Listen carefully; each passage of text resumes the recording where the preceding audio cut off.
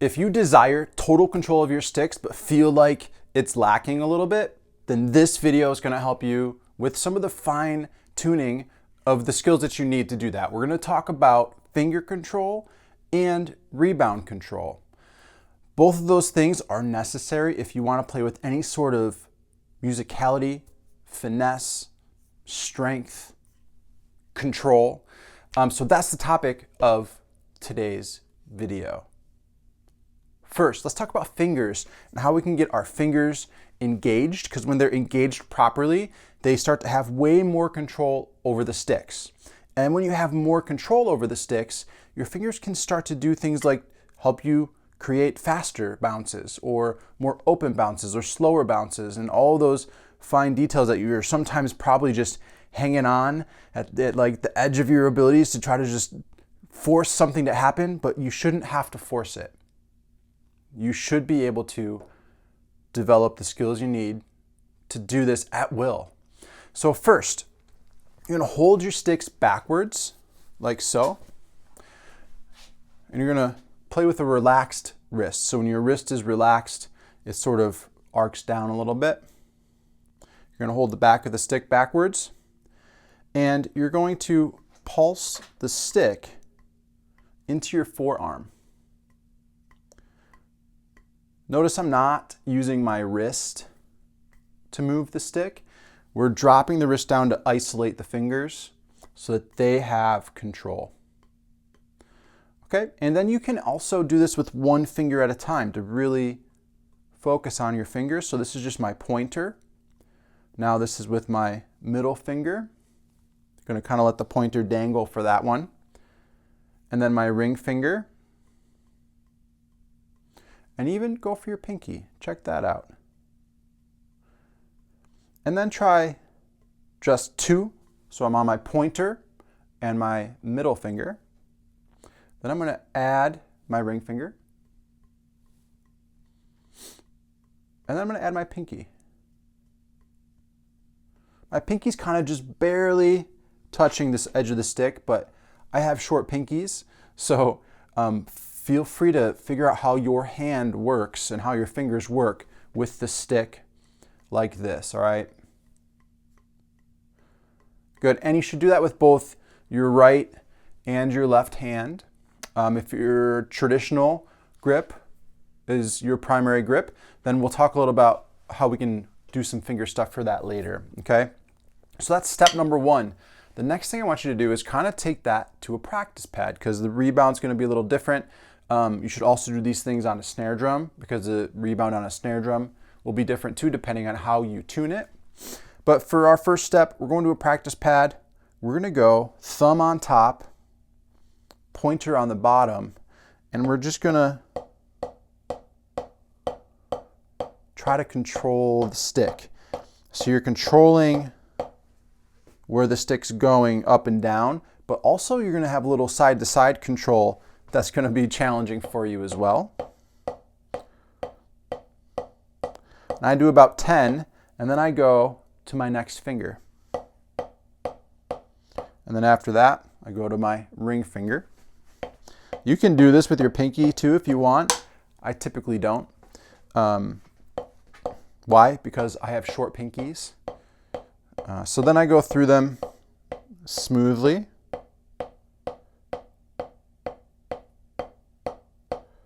Ten on each one. And you're just getting each finger used to moving with the stick and being part of that process. Then you can take all of them together and just kind of throw the stick in. My wrist is a little bit involved with that, but the fingers need to be engaged. The primary thing that's throwing that stick up and down. Okay. Good. So once all that's happening smoothly, let the rebound happen naturally. And as that happens, your fingers will be moving with it. All right. That's the goal. That's what those exercises are training your fingers to do. After that, I want you to drop a stick and let it bounce 5 times. And then you're going to pick it up. So it's partially just bouncing, but it's partially being cradled, propelled even slightly by the fingers.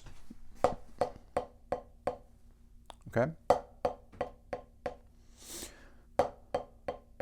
So I'm letting it be sort of a natural bounce in some ways. I'm not doing this. I'm not throwing it down hard with my fingers. I'm just letting the fingers move with the stick. It's offering the stick a little bit of help, but I want you to stay relaxed for this exercise. Then you do the same thing with 4 bounces. After 4, you really pick up that stick and throw it back down again. Something I want you to notice and to try when you practice this is to let the arm be the main thing we lift with here. I don't want you to do it with your wrists. I don't want that happening. Okay? None of that. Make it, the arm is the main thing. The wrist is relaxed. I don't want you to lock the wrist. It's going to have some natural motion.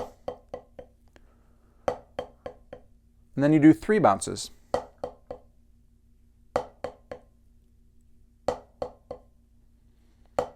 Same thing, the arm is dropping and the stick's moving with the fingers moving with the stick.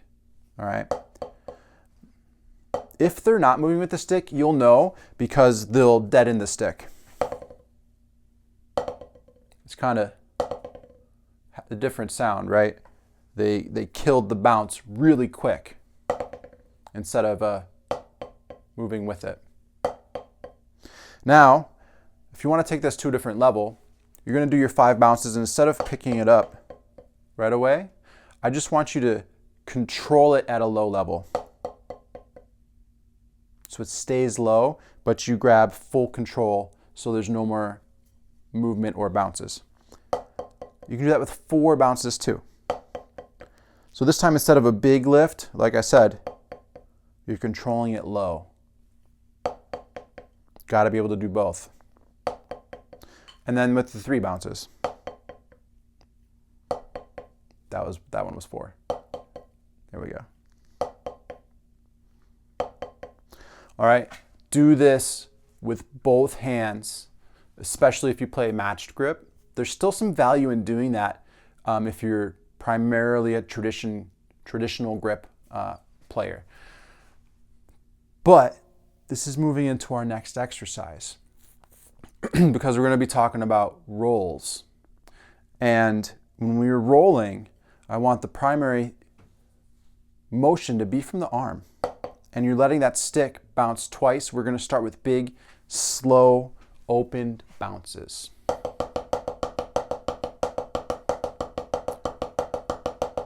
I want you to be able to feel that finger being engaged with the stick. And then as we get faster, the fingers are just not allowing the stick to open as high, but they're still engaged in the same way.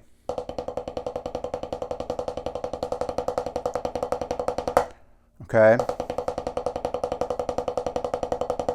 Really important to notice that the arm is the main primary source for our motion. We're not going to do wrists. It's different. It affects, I think, the tendons and stuff that are going into these fingers if we're using our wrists, and we don't have the same kind of control. So give yourself just different lengths of rolling. It doesn't have to be a specific length of roll, like a 5, 7, 10, 11. We don't have to do that. Just roll and play with it and feel the sticks bouncing freely in your hand, but being cradled and moved with the fingers, okay? Now, let's talk about left hand specific things you can do. We're gonna do a drop, but this time we're gonna try to create the bounces with our pointer finger on the top, and it's sort of like itching the stick. You're like scratching the top of the stick almost, sort of like this sort of motion. These bottom fingers drop away during the bounces. This one here, okay? If this stays on the stick, it's not really gonna let it bounce very much. So these kind of like tuck away, and this one moves with it. Sort of, you're kind of like scratching the stick. So we'll try for 5 bounces.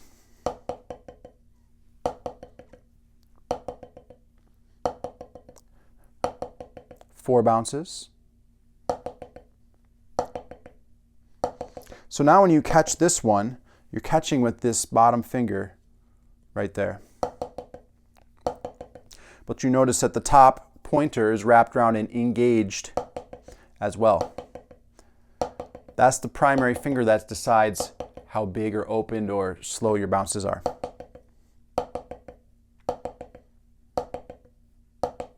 And 3 bounces.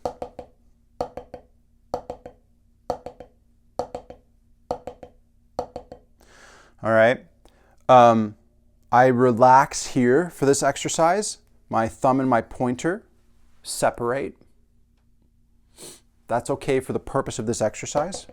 But I do want you to try it with them connected. The pointer and the thumb connected as well. So you can feel how that's different. Some people will even do this with their thumb, and they do this sort of thing. There could be some value in that. The way that I play and the way that I teach playing, the thumb isn't the primary thing that's propelling the stick, okay? And the reasons being, we can get into another whole separate video about this, about grips and the details, but it repositions your hand to a place where you don't have as much strength in your playing. You don't have as much range of motion in your playing either when you're putting the thumb as the primary way. And we can break that down more in another video, but just so you kind of know why. That's why we do it. Especially if you really want to play rudimental snare drum and rudimental solos, that's really important. You can kind of get away with a little more and find some more value in the thumb. I think if you're playing more drum set and you're kind of keeping it a little lower, a little more at a softer stick height, or you're not coming up for big accents and stuff like that. It's a little bit different. But all of these finger exercises we just did are going to also help us with our accent and tap control, or the rebound off of a drum head after an accent, because it's a different thing. So you're starting with an arm for an accent, you're dropping it into the pad, and then I want you to keep it low. And the fingers need to be engaged to do that in a healthy way. Some players will play with these fingers off the stick, you know what I'm talking about? And when that happens, you put all of the tension on these 2 fingers, your thumb and your pointer, and there's a lot of squeeze that happens there to try to control that from coming up. And you'll still notice that it flew up pretty high before it went back down, you know, compared to with the back fingers. So there is a moment of tension, and it's important to know that, because anyone who tells you that your playing should be totally tension free and you should be, you know, like a wet noodle, that's not accurate. And if you watch their playing, there is moments of tension still in their playing. But it's important that you know what the moment is, when it happens, and then when you can relax. Otherwise, we build tension. But you do need to have a moment of tension. And actually, for my purposes, I like to actually call it strength, a moment of strength in your grip. Okay? Because it doesn't have to be tight, but it does need to be strong. And that's the exact moment that you drop the stick and it hits the pad. There's a little strength in the back of the finger, just a quick little right after it hits the pad, almost simultaneously. And this just says to the stick, like, hey, you're stopping here, right? You're giving it a spot where it's going to stop. So without those back fingers there, the stick keeps going. And we don't want that. We want strength, and then you relax, okay? Now it's relaxed, but there's a moment where you have to stop it from coming up. And having control with your fingers allows that to happen in a way with a good tone still. If you didn't have good finger control and you were gripping too tight, you'll get a bad tone on the drum. You might dig into the drum a little bit like this, okay? So that's how that all works. And then once you're relaxed, you have the freedom to either come up again really quickly if you needed to, or go down for a tap stroke. And all of that has moments of tension and release. So on this quick downstroke, when you bring it back up again, that's when you activate your muscle, but everything else is gravity down, right? And again, we're getting really into some nitpicky details. We're gonna keep moving with like the broader aspects because we could talk about details for hours, all right? But right now, we're gonna try the left hand. We're gonna drop it down. There's a quick moment where I control it down low before it comes back up. We don't want to do this where I can't control it down low, and I don't want to do this where I'm pressing in too much or I'm squeezing too tight and causing tension. Actually, when you do that, it almost like hurts these fingers a little bit too. So you just want to drop and then quick relax. You don't want to squeeze and dig in. Okay, so as you develop better finger control by doing all the things we've talked about, you will start to develop better control of the way the stick rebounds off the drum as well. Give these things a shot. If you're playing any sort of rudimental drumming, this is essential to play with musicality, to play with strength, to play with control, total control of your sticks. You want things to happen the way you want them to happen, when you want them to happen. You don't want to be responding or reacting to something that's happening in your playing. You want to be the one in charge of your sticks, all right? If you're a drum set player, these rudimental techniques will improve your chops. They're going to make your technique better. They're going to give you more freedom with what your hands can do. So check them out. They're going to help you as well. All right. If you made it this long in my video, I want you to know this video was a suggestion from the comments. And I kind of put together a couple suggestions to make it useful for you. So put more suggestions in the comments. I want to make videos that can serve you and your playing and help you get better at drumming. And if you like this video, you might like to spend 3 days with me in a live group coaching setting where we talk about drums. We're going to help you build your technique to be better, giving you the exercises you need, the lesson plans you need. We're going to talk about the secrets to developing your chops better. Live, 3 days with me. Check it out if you want. The link is in the description, and keep drumming.